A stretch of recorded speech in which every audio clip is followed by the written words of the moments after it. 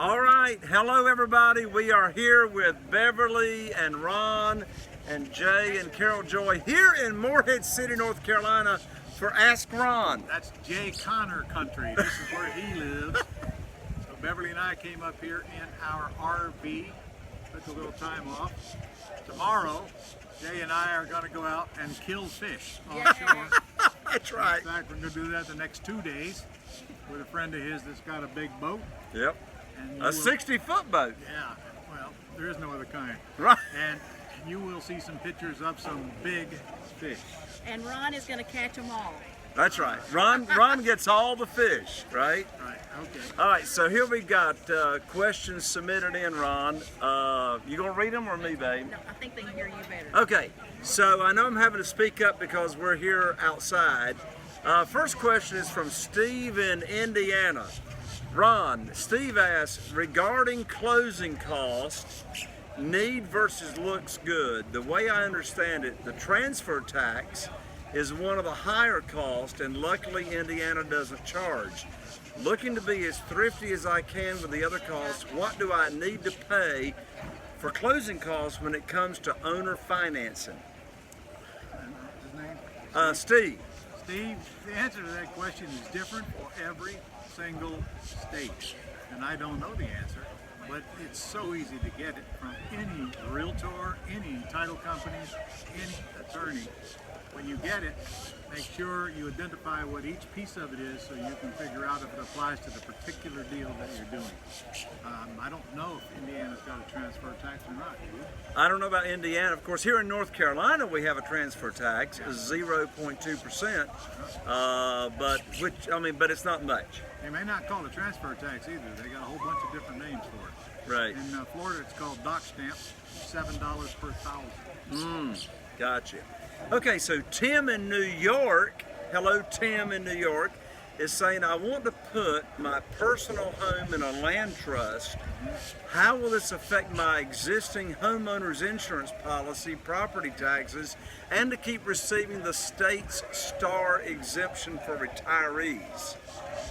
All right, the answer is it won't affect any of those. It won't affect anything. It doesn't change your income tax status at all. It doesn't change your retirement at all. In fact, nobody even needs to know it's in a land trust because you don't have to report it to anybody. There's no state fee, there's no annual filing, there's none of that crap. So it won't affect any of that. All right. Go ahead. That's the answer. Okay, so Yong Xu from New York has got 3 questions. First one, can a subject to contract be converted to a wraparound mortgage if the seller comes back a few years down the road and says that he wants to qualify for a new loan? Want answer? Sure. So the answer is yes, you can, but here's what I would do according to what Ron recommends. Just stop doing the subject to and start doing the seller financing right up front. That's correct. But I think he's probably already got one. I don't know, he didn't say. If you already got one, you want to do it later, yes, but why is it your problem? It's not your problem. And the seller that may or may not get the seller to qualify. It will help with his debt ratio. But right now, I mean, in this market today, the lender's probably going to want to see a while before they can get qualified anyway. But he's right. Just do them all on a wrap. And then your seller will never have to worry about that, and don't have to worry about them contacting you later. Because they have income to wash out their debt. Exactly. So they can go ahead and buy. Now, some banks and lenders do require like a year of seasoning. Yes. You might have to wait 12 months before they can do it, but just do the wrap up front. Now, Zong's second question is for an LLCB. The operating entity you mentioned in your entity structuring lesson, what if we only focus on pretty house deals and not doing any wholesaling, rehabbing, and retailing? Then the LLCB will always show a loss on paper without any revenue, since we put most of business expenses such as Pat Live, VA cars, etc. through this entity. Really what you're saying is you want to use a C. Oh, let me close this out. Sorry. Ron is saying you want to use a C. All right, go ahead. So really what you're saying is that you want to use a C for your entire operation, which you can certainly do if you're not going to do any short-term deals. But remember, C is all long-term deals, and you can operate out of that. You can pay the expenses out of that. Excellent. Adam in Nebraska. Hello, Adam. If we get and confirm a no lead for turns, Yes. but find the seller is motivated to sell for all cash, Yes. that's my world, Well, they all are. and we can get a big discount on the purchase price, what is your go-to strategy for this type of situation where the seller requires all cash? Well, there's an easy formula for that I teach in my Quick Start school, and frankly, it's going to be one or the other. And if it doesn't need rehab, you're not buying it for all cash, unless there's some really strange issue that's wrong with the seller, not with the house. But the formula is 70% of R minus repairs, and that's Mayo, maximum allowable offer, and I will never even come close to Mayo on an all-cash offer.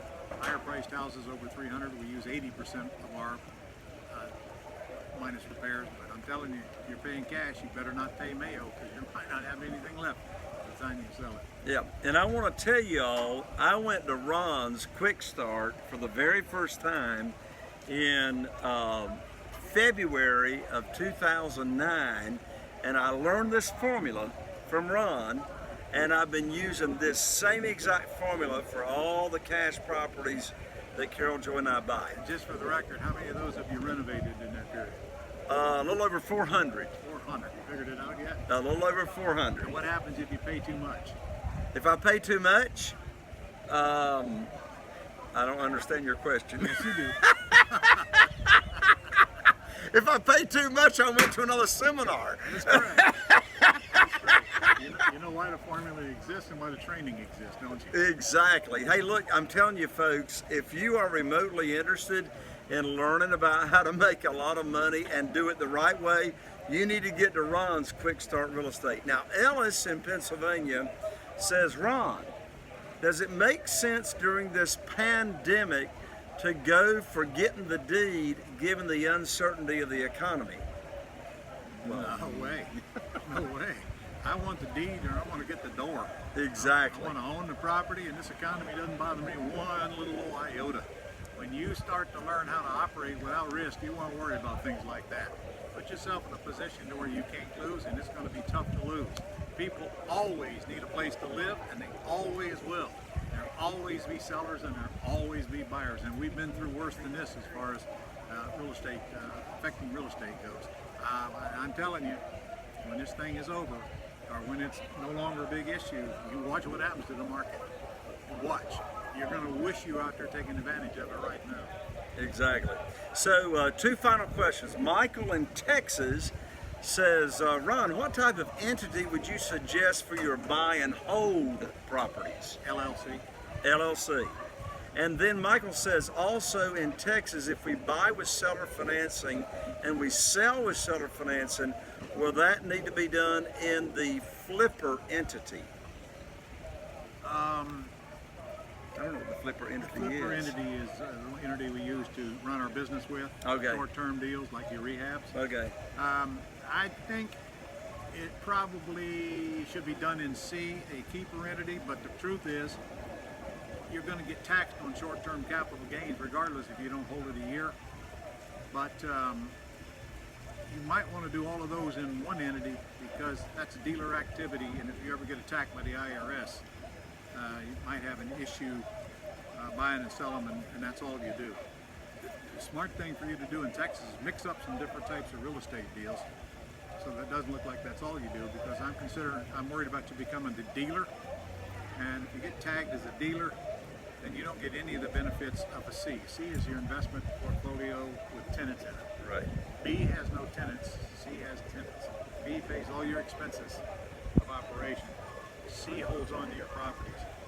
And the only expenses of C comes out of C Corporation. So that's what they're talking about. And Ron, the final question for Ask Ron tonight. I'm going to let Beverly answer this one. Oh, the final question. Beverly and I are ready to go shopping. Either Beverly or Carol can answer this. I would let Jay. Final question. Tim says from New York, can I use an LLC or a living trust as my trustee in a land trust Not your from my living trust. personal home here in New York. Well, no way you use your living trust for anything like that. Yeah, you can use an LLC as your trustee, I believe, but that's again something you need to check with your attorney on, because some states require an individual, and I don't know about New York.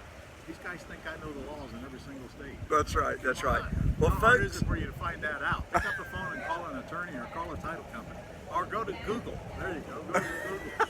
well, there you have it, folks. We're coming to you from Morehead City, North Carolina. Ron, final words. I don't like that. I don't like the word final words.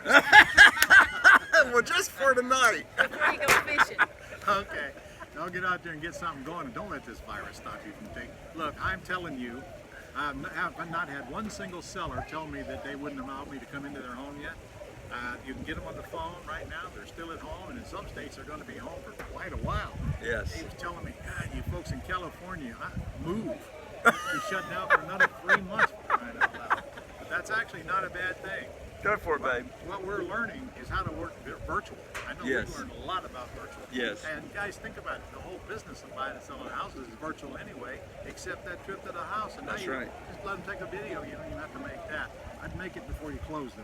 I'm not going to buy a house till somebody I know goes in that house. But if you saw my training last week, the 3-day summit, or the first one, I had Sophia Riggio on there. Just buying houses in 6 different states without leaving her desk.